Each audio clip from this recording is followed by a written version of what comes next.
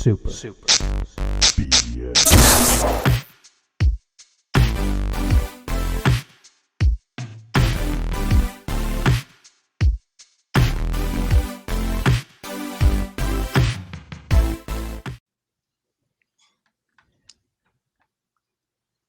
Oh, we are back. Sorry, I was like stalled out. I was reading something and then I didn't realize. Oh, the video. sure, you were reading we're on! something. Oh, wow!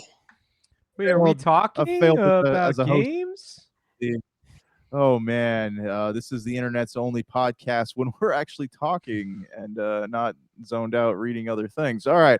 Well, I am your mostly reviled, it sounds like, tonight's host here, Jank the Despised One, also known as Josh Peterson, as I was given the name at birth. And I'm joined here by who is this young boy down there beneath the on the bottom of the screen here? If you're watching video, if you're watching audio, that just sounds weird. But Well, yeah, if you're watching audio, then yeah, I'm the lovable baby boy Brank. If you're reading video, then you need to be using your futuristic book to start looking me up. Okay, I'm still lovable baby boy Brank, but at that point, I'll be a superstar, a mega star, because it's the future where you're reading videos.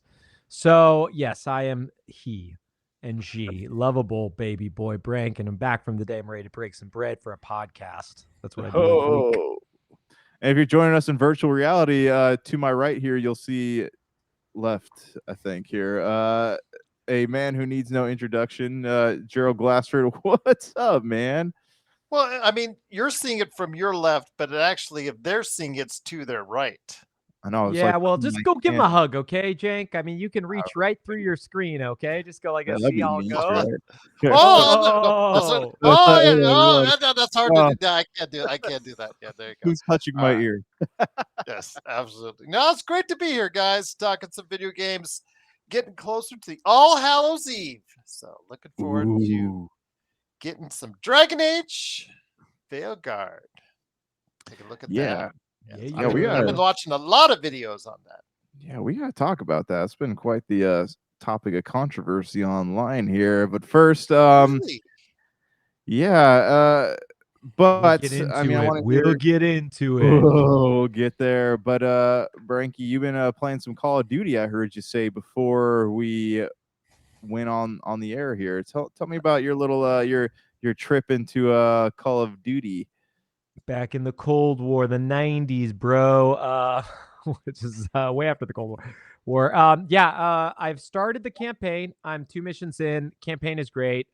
Like a lot of the Call of Duty recent campaigns that I've played, they're just very fun, super big budget blockbusters that are, I guess, like 5 or 6 hours to beat. I've heard this one, some people say, is one of the best they've ever made. So I'm like pretty excited for that. But I can't pull myself away from the multiplayer. It's just too much fun. I've never been a zombies guy, and I don't even think I'll get into zombies with how much fun I'm having with the multiplayer right now. And with Nuketown coming out shortly after this podcast releases, like, it's just hard to imagine pulling myself away till I at least get to Prestige once. It really is one of the better Call of Duties. I mean, it's hard for me to say that. I don't want to be hyperbolic, though, because Modern Warfare 2 that came out, not the original, which is also great, but the Modern Warfare 2 that came out 2 years ago was also phenomenal, and I had a ton of fun playing that.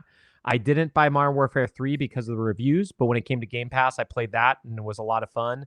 I just feel like Call of Duty has nailed what they do, which is iterative gameplay, and for me, somebody who's going to play it for a month, 2 months, it's perfect. Right? It's just a fun dive into this thing where I'm leveling up the guns and I'm leveling up all the characters and I'm getting the different unlocks. And there's just every time you play, it feels like you're doing something different. So yeah, I mean, or not doing something different in terms of like it's always shooting, but you're always getting something new after and rewarded after every match. I really dig it. Do you feel like there's a big variety of like game types to play? I mean, do you feel like some are worth playing and others aren't, or how would you describe the multiplayer? Yeah. I mean, there's so much to say. If you haven't played a recent Call of Duty, then I'll try to keep it brief. Multiplayer is as customizable as you want it to be. There are, I think, 9 game modes at launch, slightly less than the Modern Warfare 2 remake, if you want to call it, or the reimagining that came out a couple years ago. There's no like Ground War, which had 16 on 16 combat, which was a lot of fun. I'm a little bit bummed they took that out. But there's still search and destroy, hard point domination, kill confirm, team deathmatch, what is it? Free for all. And they have a bunch of others. But one of the things they do wisely is at the click of X, you can choose which type of modes you want to play. So for me, I only like playing team deathmatch and kill confirmed. So I have only those two selected. So I'm not going to be in search and destroy or hardpoint or any of the other modes that I'm not interested in. For like just real quick to talk about the game in terms of like value, it's an insane proposition. I mean, I paid nothing extra for it because I'm a member of Game Pass, so I just downloaded it and am playing it, which is insane. But even as a $70 title, the idea that you're getting what is now at this point like world-class multiplayer plus what is supposed to be one of the best first-person shooter single-player campaigns released in a long time, because we just don't get these anymore. And then from what I understand about zombies, a really, really incredible zombies mode. It's kind of mind-blowing. You kind of understand how it's the juggernaut it is, right? They've been to this well so many times and they're so good at it. I get how gamers could be over it, but yeah. Anyways, that's enough of me blathering on. If you got any questions, let me know. But yeah, it's really, really good. No, you're good. I mean, it sounds like you could almost like break the content in this game up to like 3 separate games if you could. Yeah, I mean, if Microsoft or whoever would have been greedy, and I think they tried doing that, Gerald or someone can back me up. They had a zombies single physical release that I think was 3 games zombies modes compiled in one. Mm-hmm. Yeah. So I mean, zombies is its own thing. Like you could easily have, and I think it was like Black Ops 3 or Black Ops 4 or Black Ops 5, or maybe all 3 of those had movie stars playing the different characters that you could choose to play as, right? For the zombies matches. So I mean, there's just so much. It's hard to think of this. Like gamers, I feel like complain about Call of Duty. Hold on one second. Okay, no worries. Right. Well, we're gonna keep talking. Yeah, you keep talking, my friend. Yeah, I'm not gonna hold up. I'm not gonna hold this train. Okay. Yeah, I feel like there's a lot of complaints on the internet about Call of Duty. I don't know if you feel the same way, Gerald, but I feel like every year people complain about it. Yeah, I mean, you're not going to win either which way. I will say for me though, last year's Modern Warfare 3, I tried to get through it on Game Pass. I couldn't. It was the campaign or the multiplayer? Campaign. It was just too meandering. I could not get into it, but I am excited. I'm excited for this one. I've heard nothing but good reviews personally. I mean, there's always going to be blowback from the community as far as something's not right here. You cannot make everyone happy. I learn this every day running all these channels. You just cannot make everyone happy. Unless you're Concord. I mean, we just want to throw that out there. Of course, never won game Concord, so we don't want nobody at Firewalk Studios is happy right now. I'll just say that. Oh, they're loving Call of Duty Black Ops 6. They love it. Yeah, anyways, go ahead. They have plenty more. Unfortunately, they have plenty more time to play it right now. But yeah, it's just at this point, Call of Duty, it is what it is, like you said. But when they get it down right, they can make an experience that few other video games can match, which is why they still, even to this day, have such a audience that comes back year after year after year. So, I mean, it's because they know what they're going to get when it comes to Call of Duty. Yeah, I think a lot of the complaint is about the serialization and yearly releases, because a lot of gamers like myself and like Jank and even like yourself, we don't really play Madden or NBA, or maybe I'm wrong. Do you play those games, Gerald?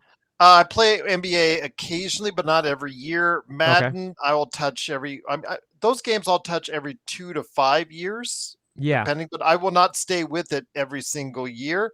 Yeah. Sometimes I'll wait now with the advent of Game Pass, I'll just wait for Game Pass for it. Yeah. I'll just wait to get in. And if I play last year's version, oh well, I'm good with that. Yeah, like I meant to, and I never got the chance, but because EA, whatever the subscription service is called, comes with Game Pass, I downloaded NCAA that came out this year because I did love the old NCAA games, and it gave you 10 hours of free like playtime, if you will, which would have been more than enough for me. I never even got around to turning it on. Just with this year has been a wealth of games in like an area that I don't think any of us expected, because there weren't like the Tears of the Kingdoms and the other like mammoth games coming out. But between all the great RPGs and all the other titles we've talked about, it really is like, I don't have time to play it, right? And I don't want to like take over this whole conversation, but just so you understand, like where that gaming time is going. I mean, we talked about Ease 10, Romancing Saga. We've mentioned Visions of Mana, Star Wars Outlaws.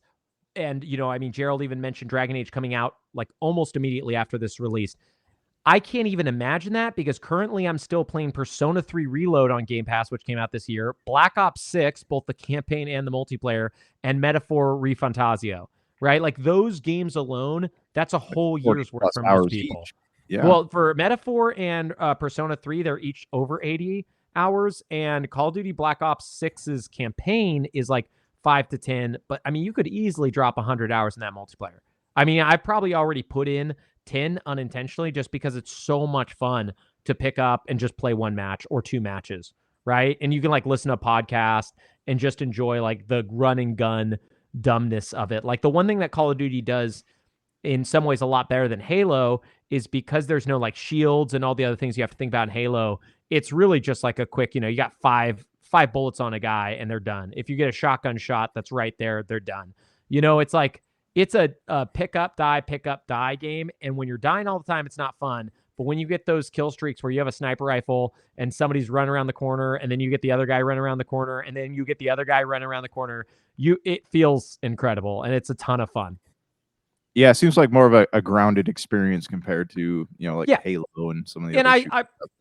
I loved Halo Infinite multiplayer. I'm not like trying to besmirch it, but I will say it is a lot.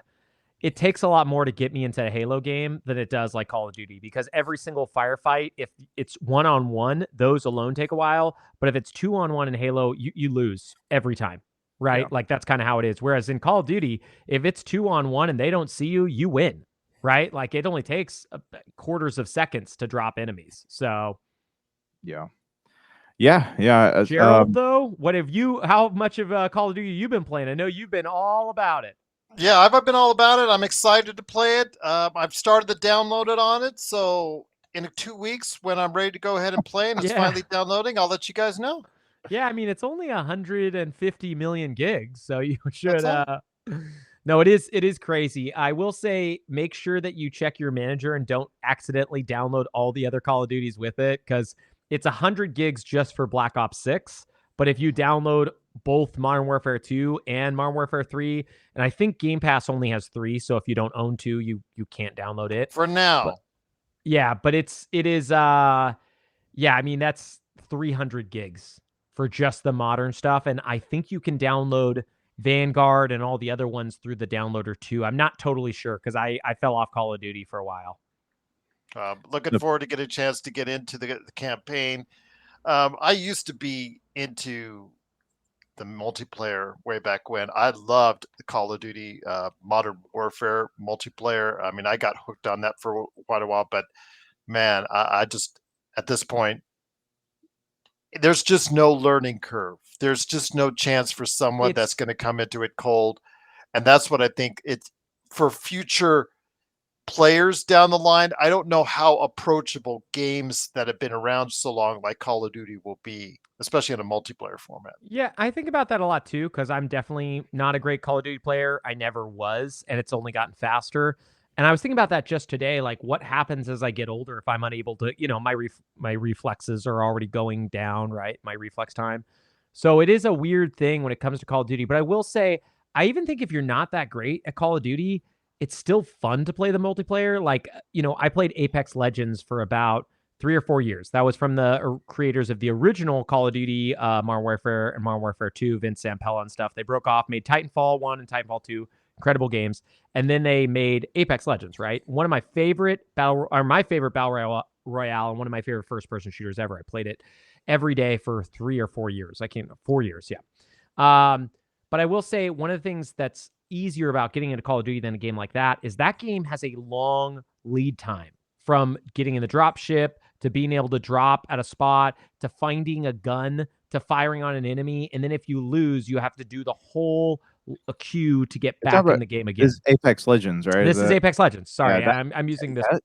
I do not like Apex Legends. Oh, I love it. It is. I think it's one of the best games. Well, it's fun, but I mean, I've tried it a few times, but it's like you said, like it takes forever to do anything. Like if the game had, it was a lot faster to start a match and, you respawn a lot faster. Like I'd probably be willing to give it more of a shot, but I've just been frustrated with it. That's why I never really got into it.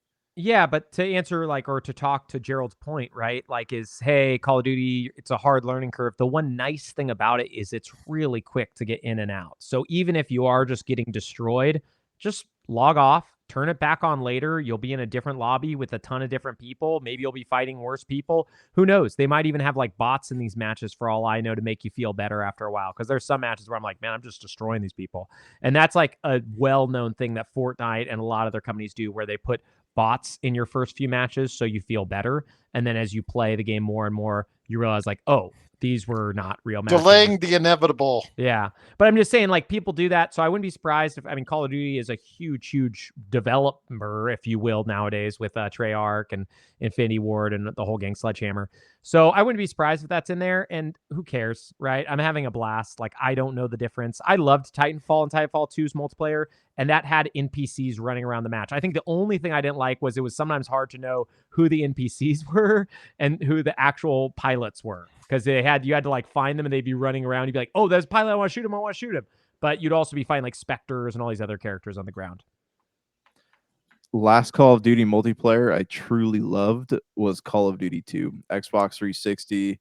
Oh, you mean the original Call of Duty 2, right? Not Modern Warfare 2? Yeah. Oh, wow. No, Call of Duty 2. Remember, that was one of the Yes. first titles to come out on the 360. I think it was a launch title. Yeah. Yes, sir. Yeah, I sat there and I played online with a couple of the dudes who went to high school with. People chucked those smoke grenades in there, and it's just the whole map was white. You couldn't see anything. You just gotta shoot your gun around and hope you hit somebody.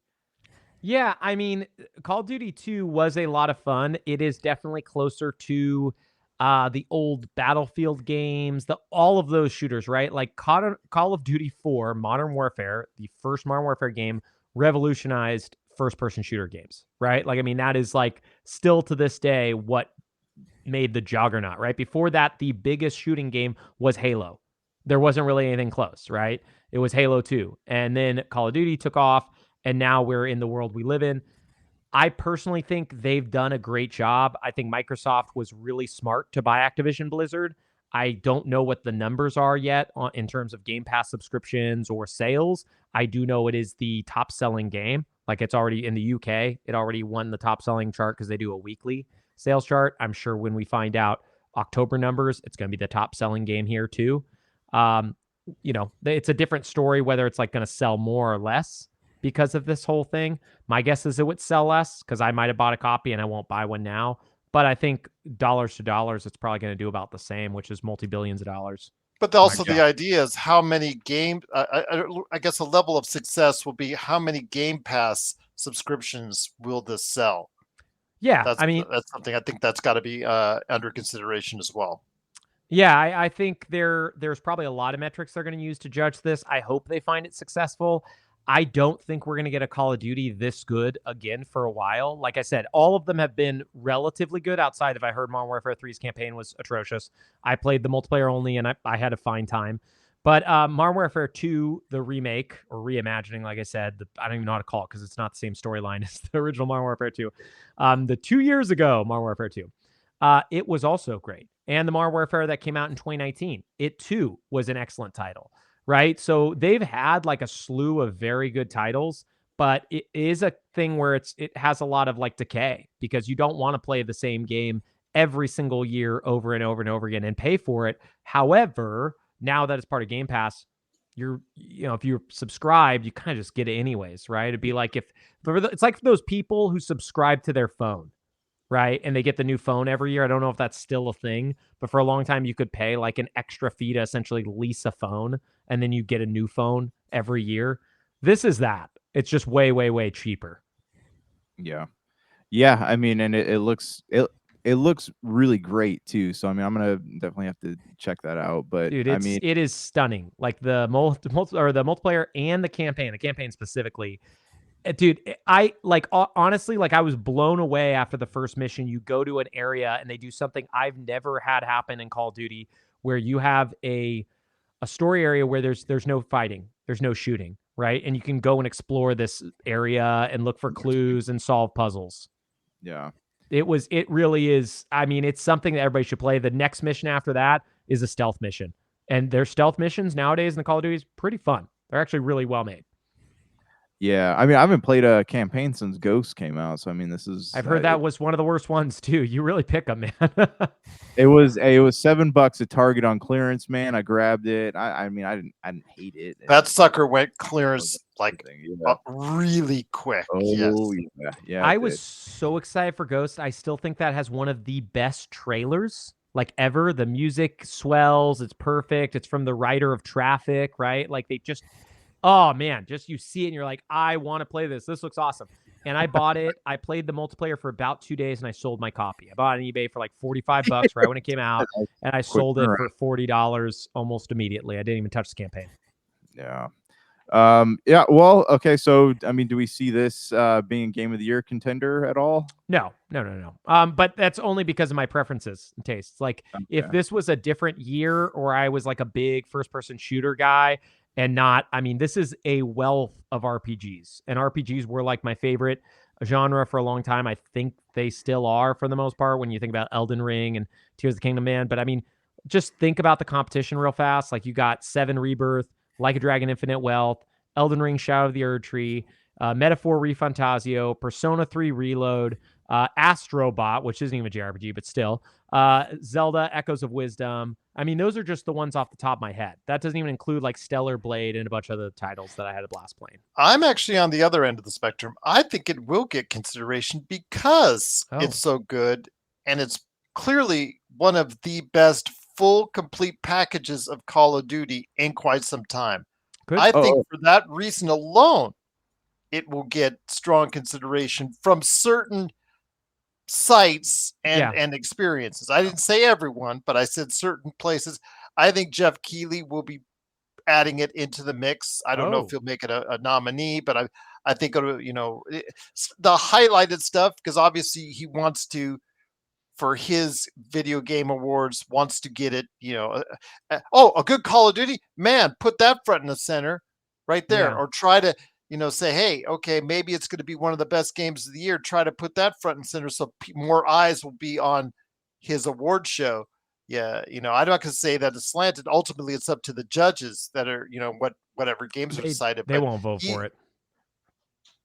We'll see. Most of the judges are like nerdier people. I mean, I listen to a lot of gaming podcasts, and a lot of those people get a vote, and most of them are like, I think Dragon Age, whatever, the Veilguard has a way better Josh. But I also thought that Josh was asking about our own personal Cody's. I didn't realize your remaining Game of the Year from Jeff Keighley. I wouldn't be surprised if it does appear somewhere on someone's, like rather high up or on their list, because of the fact that it is one of the best Call of Duties in eons. If we end up doing a Game of the Year this year and we do 10 titles, it will probably be on my top 10 games, only because 10 titles is a lot. We normally do 5 just because, we don't always get to play that many releases that come out each year. But yeah, anyways, great game. Didn't mean to talk about it for 20 minutes, but it is, it's a phenomenal Call of Duty, title. baby. You got to play it. Got to get that airtime, man. Well, let's talk for a minute here about Concord. There's some things. Actually, Gerald, real quick, I wanna check in on you. Any progress on Diablo? No, I only made a little bit more progress. I only played for like another hour after I finished talking with you guys. Got bogged down with doing the shows, and then of course started my mission to download Call of Duty and come back to Game Pass. So I'm looking forward to a good November and especially December, because I'm seeing previews, as I showed you, Josh, before we went on the air, of Indiana Jones and the Great Circle, which could be my game of the year. I hope it is, Gerald. Gerald, quick question about you and signing up for Game Pass. Are you the type of person who will go and try to get it for cheap? Do you just pay for it? Like, how do you do that? I'm like a very frugal person, so I have like a year and a half, I think, and I've never paid full price for it ever. Oh, for Game Pass? Yeah. Oh, I just use Bing. Oh, you use the reward points, right? Yep.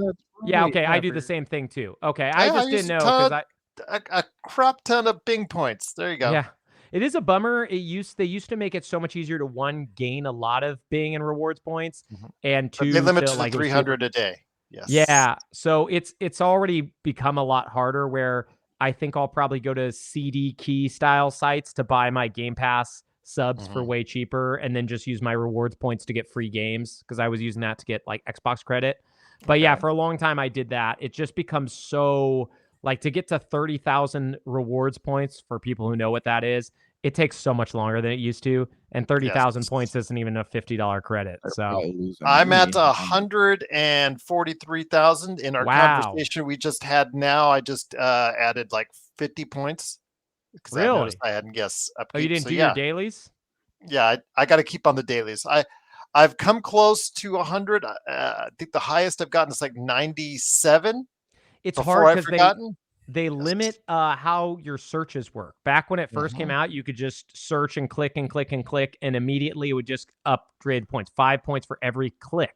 Yeah, and you got to do certain things each day, and then I go to where I go to is rewards.bing.com.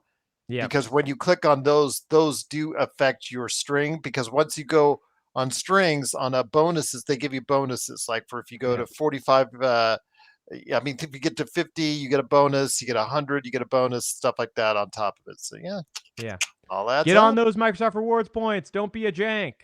Yep, there you go again. Yeah, I cashed in already. So yeah, don't waste your money like jank. Hey, no. At the end of the year, I'm always using those sweet Microsoft reward points to cash in on that end of the year game sale. So I always end up getting a few things. But plus, I always want to know more about cupcakes. Yes. I mean, I got deep into it, Gerald, during COVID when I was essentially unemployed. At that time, they had you would get not 1 point. Yeah, 1 point per achievement point, right? So if it was worth 5 points, you got 5 Bing rewards. I almost got to, I think it was up to 10,000 points you could get if you did it in a month. And I was like, I did every single easy 1,000 achievement game that they had on Game Pass and anywhere. It was actually kind of fun. A while later, when I still didn't have as much work as I have now, I was hoping they would do it again just so I could do that because it was actually a lot of fun to do. Now I don't have time, but that was a ton of fun when they did that. You get up to 10,000 reward points in 1 month doing that, just from that. Sure, they probably caught on to that. They're like, oh, we're probably losing money on this. Well, I mean, they used to give away $20 gift cards at the Microsoft Store when they first opened. Like, all you had to do was go on there and search 3 times on Bing. It was insane. And I accrued like $600 worth of Microsoft credit from doing that. So I already spent it all, but it was great. Go ahead. Sorry. No, you're good. All right. Well, let's talk here about Concord real quick. Gerald, you had sent us something into the chat earlier. What's going on with the Concord development studio? Well, Jason Schreier, who he always says he's going to get out of the business. He's going to go ahead and just write books, just do this. He's still the best there is when it comes to uncovering all this. But basically, he got hold of a memo from the head of Sony PlayStation here in the US saying that, because of this, blah, blah, blah, blah, blah, because of all the conditions, blah, blah, blah, blah. In other words, they blew it. They didn't understand the marketplace. Unfortunately, a mobile game studio out of Germany and also as well, Firewalk Studios have been shut down. So Firewalk, if you don't know, is the creator of Concord, the very controversial, very short-lived online shooter that spent all of 2 weeks out and about. It came out in a hard copy, but also digital version.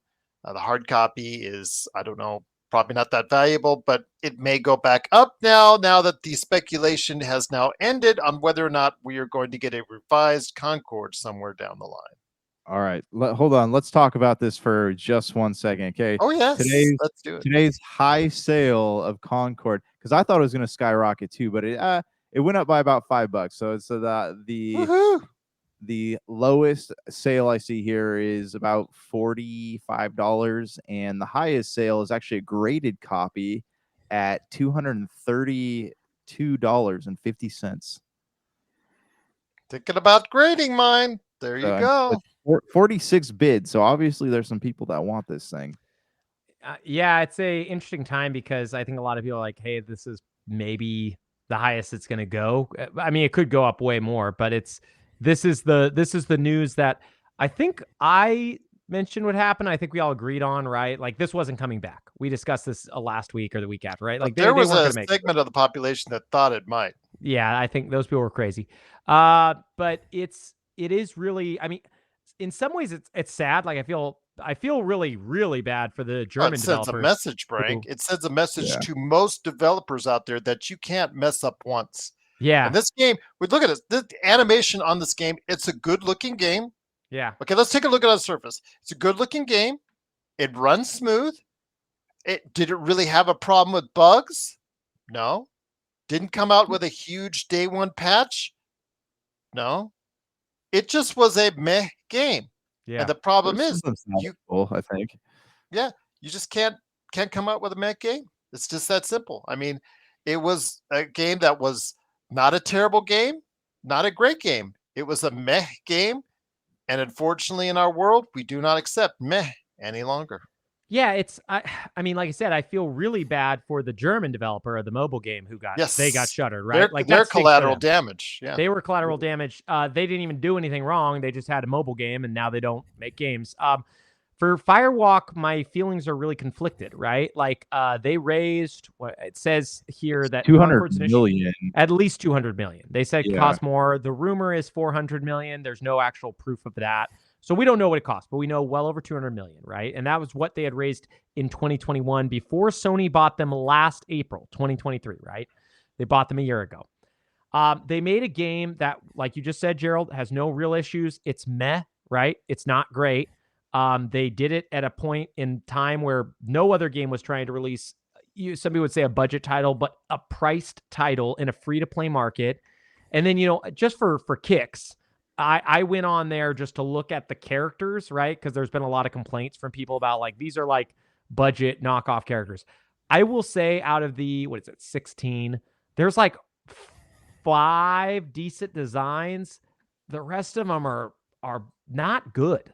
You know what I mean? It would be like if I was coming up with a game and I'm not an artist and I was like, grab some concept art from other people. And I was like, change this. But the person was like, well, he wants it to kind of look like this. Like I used to do composition for music and I would like help out score some small like little indie films that my friends would make. And one of the things they would always give me is they give me like scores to listen to that they liked, right? Like, oh, I want this, right? And they were always happiest when I essentially copied the thing that they wanted. And they were the least happy when I made something new that was very different, right? Like they liked it when it was identical to the thing that they knew and liked. And I would not be surprised if there were some bad decisions from those people where it was like, hey, make this like, I don't even know what this yellow robot looks like. There's so many different ones. Some people joke it looks like a minion. There's definitely that guy from Guardians of the Galaxy who whistles. Yep. There's several Guardians of the Galaxy characters in here. I mean, there's a Drax-like character. There's that guy. There's a character not called Star-Lord, but kind of is that guy, slightly different, right? There's lots of Guardians of the Galaxy characters here. Anyways, they're not unique or interesting, and they're not fun, and that's not even the biggest problem. The biggest problem is they released a whatever game, but you can't just release a whatever game, make a bunch of characters that don't look good, then try to sell for $40 after you've spent $300 million or whatever, right? Like I'm just guessing 300, but we'll say at least $200 million. One last real quick anecdote. When I made my first record, I spent about $10,000 to $15,000 on that. I've sold one copy ever, right? But I didn't spend $200 million of someone else's money. That's the thing that Firewalk Studios did do, right? So while I feel bad for all the developers, all the people who were like on board to make something great, and they did actually, I mean, from everybody who played it, they did great work. The game played really well.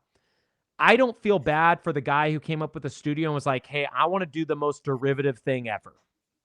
Like, I just feel like I don't have pity or empathy for somebody who's like, if somebody stepped to me tomorrow and said, I want to make Call of Duty 2, another Call of Duty, I'm not going to have empathy if that person loses their job.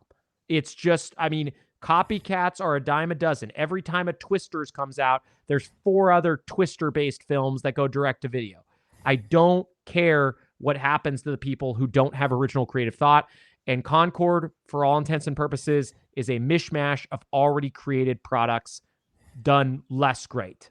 So I feel bad for the people who didn't get to make the decisions that lose their job, but the people who did make those decisions, they should feel bad. They should feel bad they led people there. Herman Hulst is the guy who greenlit this. Yeah. From Well, actually, it PlayStation. was made before him, but he bought it. He Yes, was the but one who, yeah, he bought into it. He's the one who bought into it. and He's closed the them. one who kept it going. He's the one who could have pulled the plug at any point in time before it got released. But he said, "Let's keep it going," Yeah. and it did. And now he's the one also closing studios. So he gets to go home, get in his car, millions of dollars. yeah, drive into his whatever mansion that he lives in. Everything's good for him. But what happens to the folks at Firewalk? Again, No, it's I feel. I mean, like I said, I apologize about my rant. I feel bad. all it just takes is one meh or lousy game with a lot of these studios, and they're gone. It's just that simple. Well, and that's sad, and that's very sad because before in the past, like when Josh and I, even before, were playing games, you and I were, 2000s. Studios in the 2000s were allowed to mess up once or twice before they were able. But the budgets are so much bigger. We're playing with a way bigger game. What they should have done, and I mean, shoulda, woulda, coulda. We're armchair or I'm being an armchair quarterback right now. They could have done a lower budget game for the first game from this company. A lot of people don't want to do that. But they were, like you said, they were in the process of creating this game. Yeah. Yeah. Well, this is what I was going to ask you guys. Like, do you think that, because there are a lot of, I guess, like mediocre shooters out there that have, a campaign at least that lasts, 5 or 6 hours. And it's got a multiplayer that doesn't revolve or rely on the live service model, and it still floats out there. Hasn't been canceled or anything. Like, there are games out there that are allowed like that are allowed to exist. Do you think if they would have gone that way with this, that it would have had, I mean, not like a longer life, but it would have been something that at least gained a little bit of profit back? I mean, it could have at least survived. They didn't have to pull it offline. I mean, Concord will be like Song of the South. I mean, you're essentially, even crazier than Song of the South because you can never play Concord again. Concord will only live in video form. That's how crazy it is. If they would have just released a single player or anything else with it, or some offline multiplayer even, like, I think you could still play the original Titanfall. I could be wrong about that, but you could at least play Titanfall 2, right? Because there's that campaign. The problem when you do these games where they decide to do like a multiplayer shooter only, and this goes for Apex Legends, Fortnite, all those games too, when the fan base leaves, the game ends and there's nothing for you left. All the money you spent, everything that you've done in there, it's over. So hopefully you enjoyed the ride because the ride's done. Now, Concord's ride was just incredibly short. So, but yeah, they should have done, truly, I think if they would have done a single player campaign, I think a lot more of the Sony people who enjoy Sony games would have got behind it. And I think truly what their problem is they decided to do something that is not one of their strengths. As for all intents and purposes, the company's supposed to be very good, but they decided to enter a market at a time when, there's so many issues. We could literally go on about this for days, whether it's the economy or 90 other things. But I really felt like this was a big mistake from the higher ups, from the people who decided to make this game, from the people at Sony who decided to purchase this studio, and then from the people who decided, hey, we actually, we're going to take backs. We're going to go back, and we bought you a year ago, but now you all lose your jobs. So yeah, that stuff stinks. Sorry, I didn't mean to blather on about it, but it just I get frustrated. What you're saying is true. It's true though. Sony had the power probably to intervene in the production of the game, and they chose not to. And now they kind of are blaming the failure on the studio itself when Sony, it was a Sony product, so they could have, like I said, they could have stopped production or put it off into another direction, and they didn't do that. But it's easy for them just to shutter a studio and say like, oh hey, this is not our fault, it was their fault. And that's the perception that comes across. And realistically, how likely is it that we're going to look at Herman Hulst the same way we looked at Jim Ryan, with kind of despised? Because Herman Hulst right now is greenlit, 3 Horizon games on top of the one for like a series that no one, there's not a ton of diehards for. I get that he was part of it. He's, the head of Guerrilla Games. They made Killzone before that, which they're never going to touch again, I guess, because it didn't make enough money. That's a shame. Yeah, they'll probably never do a Killzone again, which kind of stinks, or right? Resistance. Yeah. The Who made that was Resistance? That was Sucker Insomniac, right? Punch, right? Oh no, Insomniac. Yeah, you're No, right. Insomniac. Insomniac made that. Yeah, I don't know why they wouldn't go back to that, because that was actually a really great franchise. Yeah, but I mean, we're probably never going to see Guerrilla Games, at least not never. I shouldn't say never, but for a while, we're not going to see them do anything that's not Horizon. And I feel like, I don't know about you guys, but I'm pretty tired of Horizon. I feel like the people who are even like big Horizon fans are kind of tired of Horizon. So I don't know. I'm curious if by the time Herman Holst is done being the president, I think he's the president, maybe he's the CEO. He's the CEO. I think we might not look back on him as fondly as we once did. Just because, like, I think everybody was excited to get Jim Ryan out of there. But I believe this was a Herman Holst decision to both buy Firewalk Studios and to shutter them, from what I've heard. Or read, I should say. Yeah, that's I mean, rip rest in peace. Yeah, it stinks. I mean, does. I don't even know how many people. I forgot. I feel like it's a couple hundred, but there's a couple hundred people now who have to look for a job, right? In an incredibly difficult job market, because a bunch of people who had a lot of money and convinced these other people to be like, hey, we're going to make the same game as everybody else, but we're going to make more money than them. I was reading that Jason Schreier book, and they had the same thought process when they made Heroes of the Storm. I don't know if you guys remember that MOBA that they made that released after Dota 2 and League of Legends. It doesn't really exist anymore. I think it's playable. But that's exactly their thought process, was like, oh, we're going to do this thing after people and we're going to make more money. It doesn't work well often. Yeah. All right. Well, so on that note, let's switch over to Xbox here for a minute. EA, sorry, with Dragon Age Veilguard. For some reason, I think Xbox owned. They don't own EA. I play all my EA games on Game Pass now. So that's for some reason I kept thinking, because I keep seeing them on Games Pass in my head. I'm like, oh, EA. Xbox must own BioWare. I don't know what's going on with that. But anyways, BioWare was another one that was bleeding money, and now Veilguard's coming out, and the critics are all. I think IGN gave it a 9, if I remember correctly. Yes, that's correct. But there's a lot of controversy over some of these critic ratings. So what are you guys' thoughts on? It's got an 84 right now as far as on Metacritic. Yeah, I mean, take it first, Gerald. I have some stuff to say. Well, the thing is, because I'm looking on Metacritic. Metacritic is where I go to, and Josh knows this, because a lot of times on the air I'll say this is the Metacritic score, because I use that as a basis from across the entire landscape of who's actually giving reviews on it. For instance, Life is Strange Double Exposure just came out as well this week. That was given a 9 by IGN, but the overall Metacritic is 73. So obviously there's a lot of like across the, all over the place. That's as far as across the board ideas on it. Call of Duty Black Ops 6, 85 is the Metacritic, which for a Call of Duty game, as we just talked about, is a pretty damn good score for a Call of Duty. It has not been that high in quite some time. So that's when something like that, though, is a genuine score. Like I'm seeing a lot of whispers going around the internet of people, not so much accusing, but maybe like hinting at the fact that there might be some like paid reviews going on here in the case of. It's interesting. Well, then you look at it. Another thing to look at is how many reviews have they gotten of Call of Duty Black Ops 6. Strangely, and I'm only saying it's because 16. Yeah, it's weird. Yeah, it's 16. But maybe that's because they want to go ahead and give the review on it as a total package, as opposed to what. And they didn't send it early.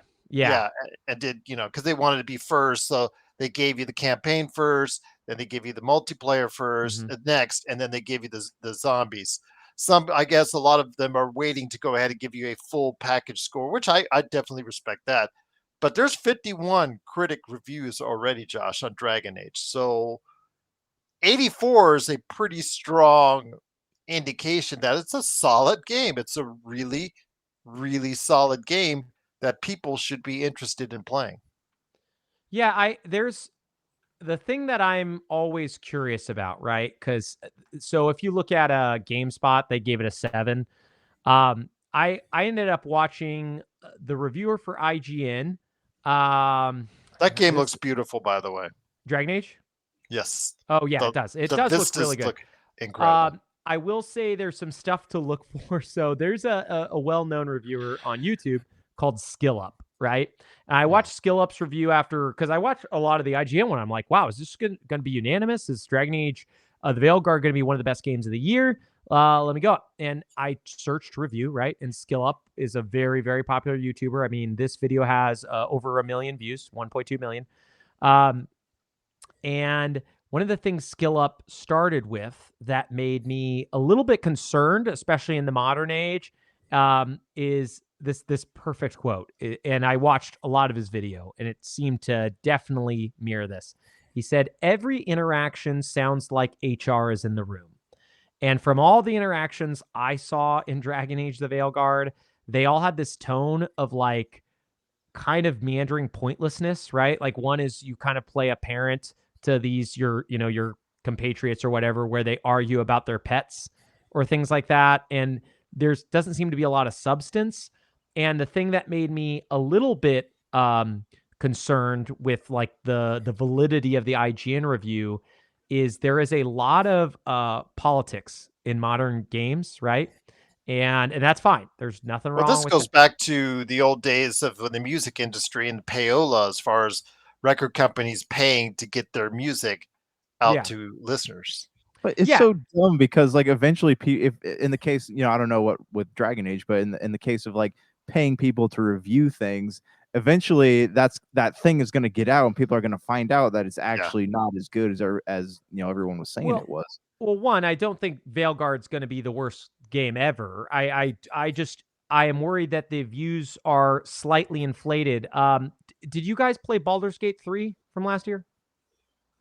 No, Did either of you play it, Gerald? I want to, but Yeah, it's a hard game to get into.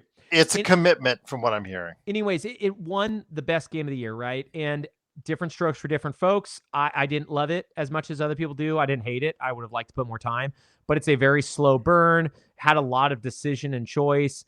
But a lot of the reviewers, like one of the things I noticed really, really early on when the game came out is they were really, really excited about being able to have sex with a bear. Like that was kind of like one of the big article comments over and over and over again, right? It's like, you could do this. And a lot of it was about sexuality and all of that stuff. And the reviewer who's on IGN is an individual who has some of that stuff going on too. And there is a big sexual preference, identity preference choice that happens, I guess, in Dragon Age Veilguard that I'm wondering if some of that stuff plays a part, right? Like if I'm somebody who I'm not being spoken to, right? Like, cause I'm an outsider or different. And then I have this game where they do this big scene that speaks to me. Does that affect the way I review it? Because that was something I noticed in a couple of the reviews was about the non-binary, middle section where they do that. And that was, I guess, mentioned in the IGN review as well from one of our friends. So anyways, I just wonder if that's the point, because like with the Skill Up review, the thing I liked was there was nothing talked about politics. There was no like, oh, this is woke, this isn't woke, it was just talking about like, hey, here's the game. It's really linear. The enemies are spongy. You don't actually make really any decisions for the most part. They took away most of the decision making from, at least that's what he said. I haven't played it. So it sounds like most of the decisions don't matter. So it does make me wonder like who to trust, right? Because it's not like it's 2s and 3s and 9s and 10s. I think it's probably a really well-made game. But it's also a matter of perception as well. Yeah.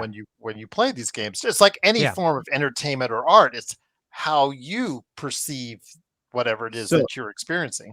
Right.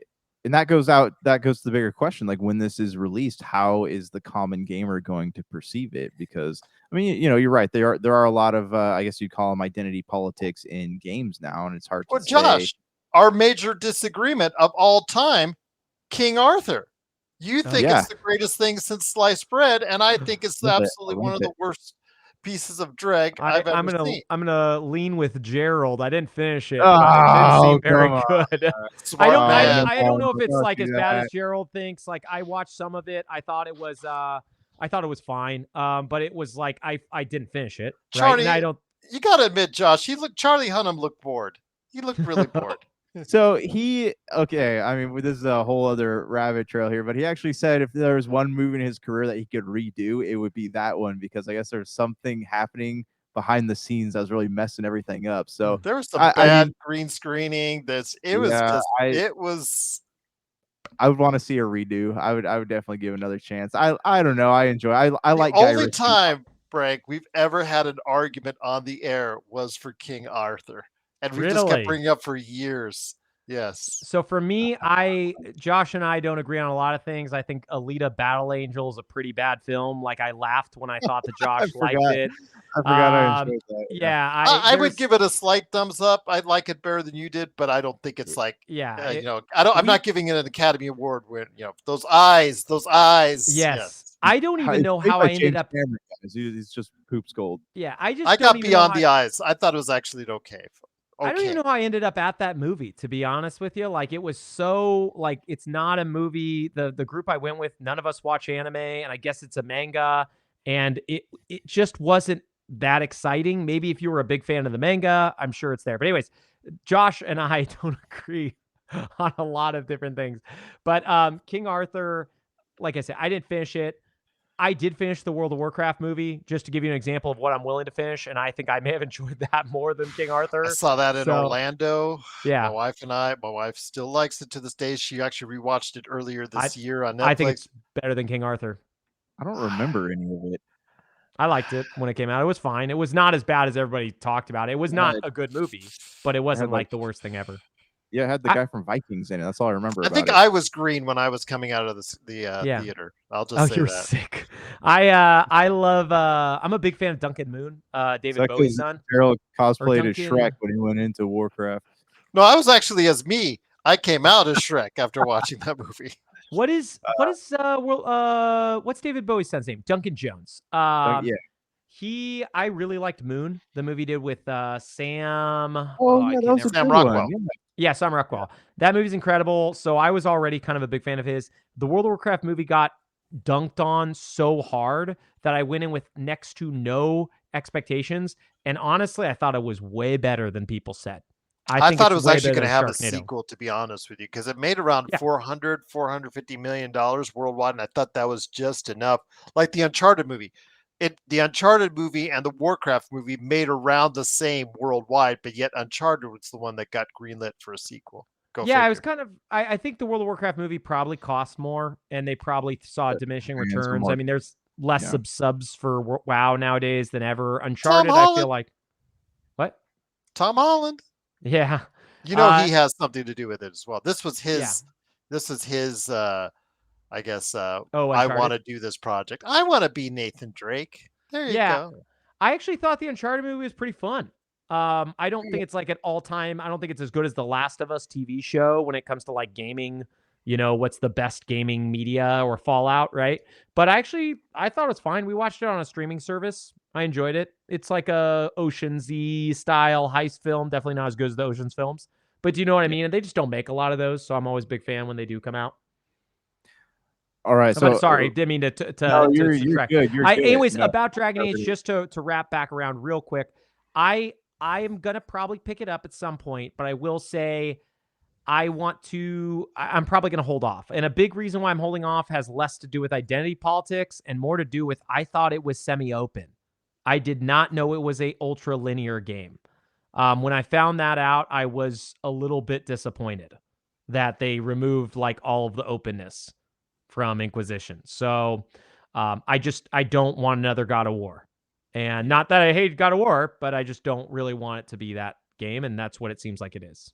You just don't expect that from a BioWare game. So I mean, either it's possible they took away a lot of like the openness of it because they're trying to tell a more concise the story. Mako? Or Yeah. Give me the Mako. right. Honestly, I'm one of those Mass Effect 1 Mako defenders. I loved that game. And I even still this day was like, hey, I had a blast driving the Mako. People are always like, that sucked. It's the worst thing ever. And I think they brought it back in 3, but I actually really, really enjoyed everything about Mass Effect 1. When that game came out, I was like, this is insanely good. Everybody being like, the Mako is bad. Those are all the gummy ship is bad people too. I'm like, guys, let people try dumb stuff in games. Don't even get me started on the gummy ship. I love the Mako, but the gummy ships, man, like Those You were a pissed gummy me off ship to stan. You no love gummy end. ships. I You eat could them. not Nom, nom, nom, nom, stand nom. it. Yeah.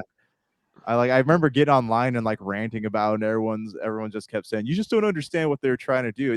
They're trying to irritate me, and they succeeded. The gummy ship is not nearly as bad as the people who hate it think it is. It's not good, but it's just so funny to see people get so angry about it. It's not as bad as Kingdom Hearts 3 not letting you save anywhere. Anyways, I didn't mean to detract us. It's hard because I'm a big Dragon Age Inquisition fan. And even the IGN reviewer take out all the identity politics. One of the first things they mention is this is not as, or we all thought Dragon Age Inquisition was good at the time. We were wrong. It's not so good. Right. So it's like, oh, if you That was their game of disagree, the year, if I yeah. remember correctly. Yes, yeah, but for this reviewer, they were saying that it's Well- not as good as we remember. And Oh, I wow. disagree. I think it's a good one. I actually liked it. That's, So we're already yeah. starting on a different footing. That's I, where I get I wish I worried, could have though. gotten more into it than I did. I tried it again earlier this year. It's harder to on get Game into Pass. nowadays. It's hard. It's hard. But I did love it. But yeah, just this opening line, this is why I checked the other reviewer. With the game coming in the wake of the debacle that was Anthem, itself preceded by Dragon Age Inquisition and Mass Effect Andromeda, which were both merely all right in hindsight. I understand that thought, especially for Mass Effect Andromeda, but Dragon Age Inquisition was so much better than 2. It's not even close. It's like, yeah, Dragon Age Origins is the best, but Dragon Age 2 was bad.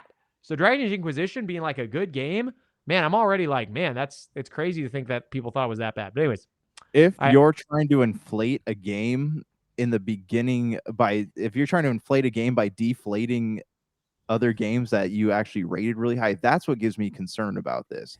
But Yeah. then, I'm someone who I'm going to play it and, build my own opinion off of it. But yeah, I mean, I don't, it feels like there's an agenda at play when you do something like that. It doesn't feel honest, I guess. Yeah, it just, for me, there's like there's a lot of stuff that I just don't, I paused from like hey, I'm super hyped on this, I can't wait to play it, to like, man, do I want to do this 80-hour game right now? And the truth is, no. I'm playing Metaphor, I'm playing Call of Duty Black Ops 6. I will probably wait, and EA games go on sale. They're no Ubisoft games, but they will go on sale. This will probably be $45 in, my guess is 2 to 3 months. So maybe I'll pick it up when it's that price. Yeah. Yeah. All right. Well, I mean, okay. So let's talk about the Wii U for a quick moment here. We were talking about the Xenoblade Chronicles. Is it X or 10 coming out? X just got announced for Nintendo Switch in March of next year. Yeah. So I know we were talking about how pretty much every major Wii U game has been ported onto the Switch. So can I give you a quick rundown of what's left, kind of, to go? Please do. So the major titles left to be ported, if they want to have every game on Nintendo Switch, that was like the big Nintendo titles.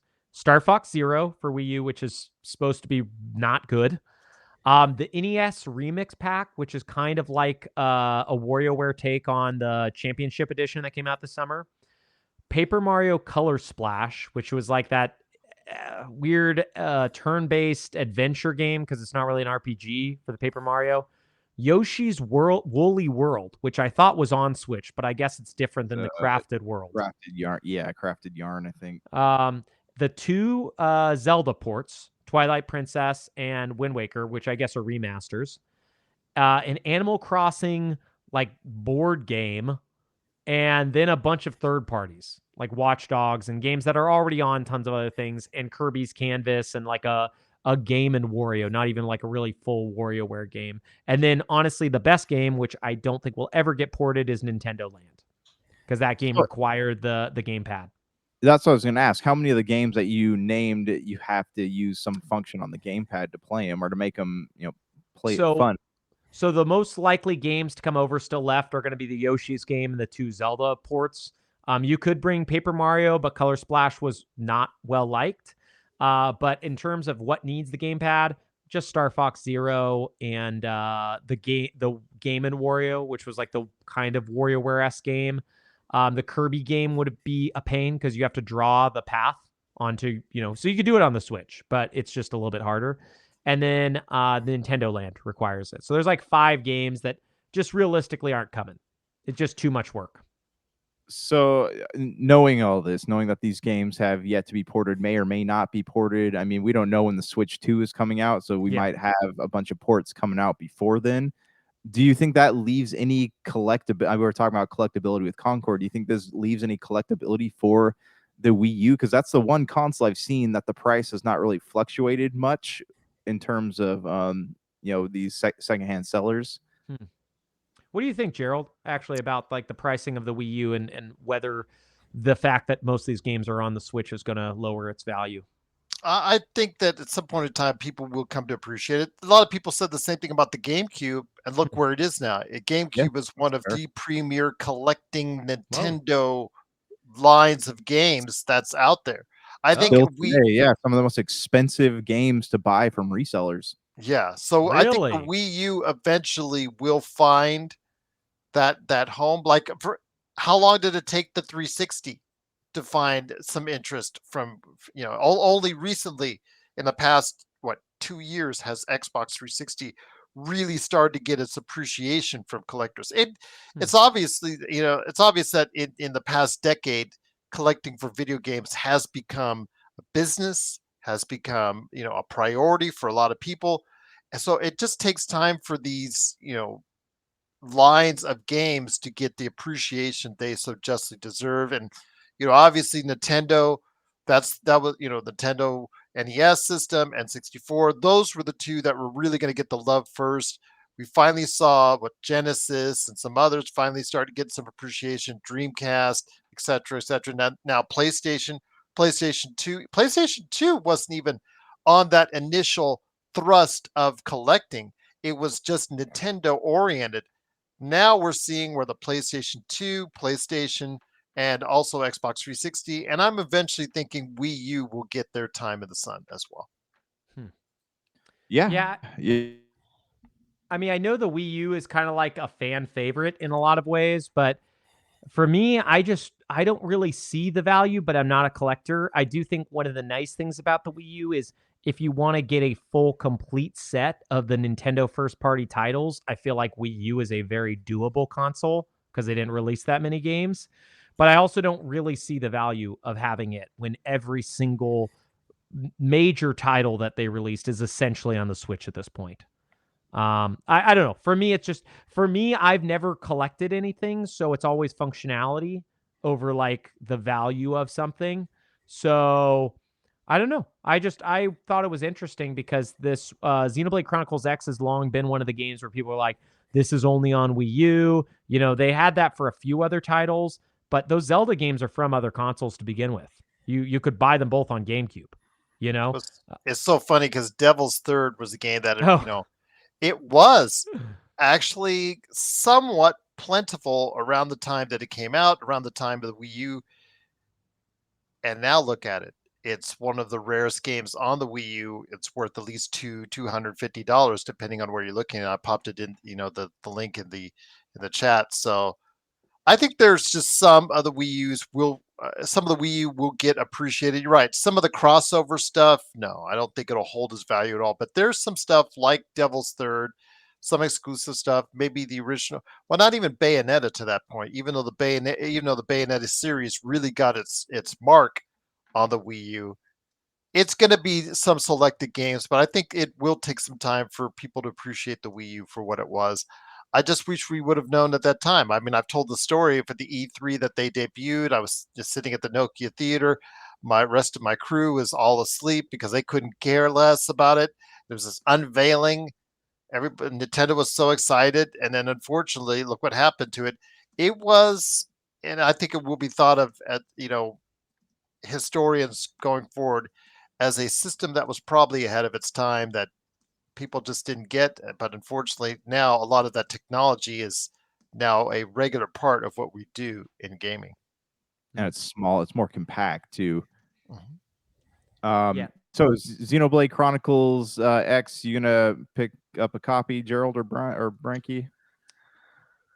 I'm Gerald? not a big Xenoblade fan. Yeah, It's been I really own all hard of to them get and I into. never played Those them. games have such high collectability though. So I have Xenoblade, the definitive edition, Xenoblade Chronicles 2, and I haven't finished either of them. You know, I end up starting them. I get like 4 or 5 hours into them, and for some reason just stop. But X the special edition, by the way, yeah, is the one that's okay. collectible. But Oh, okay. these games hold value really well. Like Xenoblade Chronicles 2, I think the cheapest copy I've seen on eBay is probably around 80 to 90 bucks. And you know, that was a $60 title when it came out. So, you know, if that tells you anything, you have it 3 or 4 years from now, the value is probably only going to go up. Yeah, I mean, I'll probably pick it up only because I have the other 3 on Switch, right? But it is a game where it's like I always lie to myself that I'll actually play it, and then I never get around to it. You know, it's just they are 80 plus hour RPGs in a world where there are so many fun, fast 80 plus hour RPGs to play, on top of games I never finished. I never finished Red Dead Redemption 2, right? I don't know what you guys, if you finished it or how far you got. I had a lot of issues with that game when it came out. I thought it was plain boring. But I come to enjoy it and I'd like to finish it, right? So it's like, it's hard to think about, let me go through all the Xenoblade games. But that being said, Nintendo has that deal I mentioned where if you spend $100, you get 2 vouchers and you can get the $100 for $90 from Costco. So for $90, you can get 2 digital games, right? So you can get them for $45 each. And maybe I'll do that and get Donkey Kong Country and Xenoblade or something. I don't know. We'll see. There's still a lot of other games that they'll probably have releasing next year with the hopeful Switch 2. All right, last thing I want to get in before we call it a night here. Gerald, you had mentioned the Indiana Jones and the something circle. Great Circle. Great The Circle. Great Circle. And the Great Circle of Doom. Should know more about this, but what did you think about the gameplay footage they put out? The latest gameplay footage just makes me even more excited. Again, I'm a huge backer of what the Wolfenstein creator, id Software, that they've just done a tremendous job before in the past. I love the Wolfenstein games, and they could have easily gone down the same road of just run and gun. And I know that's what you talk about. Do you pick up a pistol? You can use a pistol. You can use various weapons in the game, for what I'm told, as far as guns, various guns, what that you have the ability to go ahead and use. But doing so may not always be in your best interest, because it may alert too many bad guys to your location and get overwhelming. So they're treating it more in the sense of a stealth game, which I think to a lot of people might be very interesting to see. But just the way that he's going to get himself tied into this adventure, it emulates some of the best, I feel so far from what I've seen, some of the best of Indiana Jones instead of some of the worst of Indiana Jones that I've seen. And I'm wondering if this, I think Machine Games. Machine Games, yes. I think they were originally Starbreeze, which made Chronicles of Riddick. I want to say this was that team. So yeah, I said it's software. It is Machine Games. Yeah. Oh, you're good. But I think that makes me a lot more hopeful, because it does seem it's not going to be about like gunning, which the Wolfenstein games were. But like Riddick, if you remember, I don't even think there's a gun in that game. No, everything is first-person melee combat. Yeah. Oh, but so I like the Wolfenstein games because you go run and gun. But for those reasons, I just like the dynamics and their storytelling that Machine Games put out there in the Wolfenstein games. But I really think that type of philosophy wouldn't fit 100% in Indiana Jones and the Great Circle, because he only uses his pistol during certain key moments of each of the films. And in doing so, I think it makes it much more special. And for the most part, fist fighting, using the whip, using stuff in the environment that you could pick up and hit people with, those are the things that are more akin to what Indiana Jones did. And like I said, the better movies, number 1 and 3 in the actual pantheon of Indiana Jones films. Do you know what'd be cool is if they had like in God of War, how you could use a tray, is if they had a function that lets you use what's his name, Short Round. Oh yeah. You have him going. Yeah, that would have been pretty rad. Oh man, that would be funny if they did just for like one level, just kind of like to mimic and mock God of War. Just because I hated how, and this is something that Sony did for the last few major games, where they would either have the character speak out loud or have other people just solve puzzles for you. And it became like a thing that a lot of games did. I hate that so much. I hate the idea of walking into a room and someone's like, "Hey, look over there," and you're like, can I have like a second to try to figure out where I am before you solve the puzzle in the game? The only thing I'm supposed to be doing here. Yeah. Yeah, I know I think so there's some sort of update to a more recent game that took a lot of that stuff out because people were complaining about it. Yeah, they did that for, I think it was Ragnarok. I don't know Yeah. if they ever fixed it for Forbidden West, but yeah, they let you choose how frequent the solutions or the tips were, right? Yeah. But yeah, I'm pretty excited. I mean, the cool thing about Game Pass is like I don't have to be ultra excited or willing to invest. Like it's gonna pop up on the service. So I'm gonna download it and play it. Right. Yeah. Like that's the thing I've dug about Microsoft's thing. Now I still love, I've argued this in previous episodes. Like I still love the idea of people buying games. I'm still thankful lots of games come out at price and not everything's a subscription, because then I'd be in the hell I'm in when I try to find a movie and I have to go through 10 subscription services to find whatever I'm trying to watch. And then if it's not there, I just don't watch it. I'm thankful that this is the kind of the only real subscription service. The others are kind of not working, right? Ubisoft and the EA one aren't doing super well on their own. So, and I'm glad Sony's still doing the premium model and Nintendo's still doing the premium model, because it does make this feel special, right? Like Call of Duty Black Ops 6 is a special game. I didn't have to pay for it. I'm having a blast. Yeah. I mean, and it sounds like between now and Christmas, we'll be getting a lot more to mess around with too. So that's good.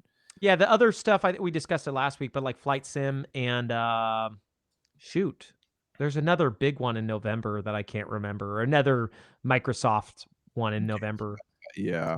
Well, before we go though, getting back to the Wii U real quickly. Okay. What is the preface? Did they get a fair shake from Nintendo? So, in your minds, do you think the Nintendo Wii U was shut down too early? Do you think it had more of a future, or do you think it was just closed at the right time? I mean, I personally think it should have been closed earlier than it was. I think the Wii U was pretty much the test prototype for what we have today. The gamepad was not as functional as the Switch is. Yeah, I mean, I think that they were trying to milk as much money out of it as they can, because I mean that's why they were double developing games for it when the Switch came out. They had that. Oh, sorry. Go ahead. Oh, so do you mean that the fact that Nintendo was making 3DS games and Wii U games, or do you mean the fact that Nintendo was re-releasing games that were on the Wii U on the Switch? Sorry, just want to be clear. No, they released was it Breath of the Wild came out on Wii U, Breath of the Wild came out on Switch. They were putting things out on both consoles, and I think that they were hoping to get as much money out of that as they could before they shut it down. Well, should they have held out the Switch and see if they could get more lifespan out the Wii U? No, I think those 13 million that they sold was already a gargantuan Herculean effort. I bought one when they announced Breath of the Wild, and I turned it on, I think a total of like 10 times. I finished Shovel Knight. That was the only game I actually played on it. It was a failed console, and in my mind, and it was cumbersome. It took forever to load. The eShop was worse off. The fact that you had to go to a separate place for the Wii, there was just so many annoyances. I could nitpick that console to death. I am so thankful that they made the Switch. It is just, now we don't have two Nintendo consoles we have to buy games for. A handheld and a home console. Yeah. All right, guys. Well, that is it for the night. I think you guys any closing comments you want to make here? Play COD. Yes, play COD. Jump in the chat next time and tell us about it. Tell us about your experiences.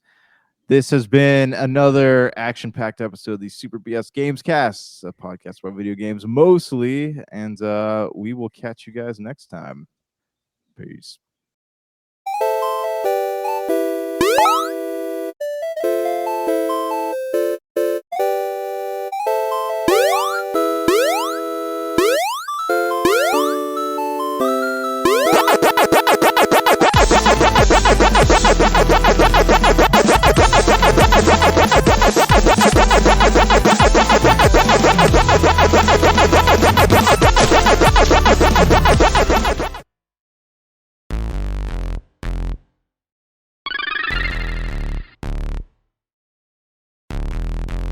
Super BS.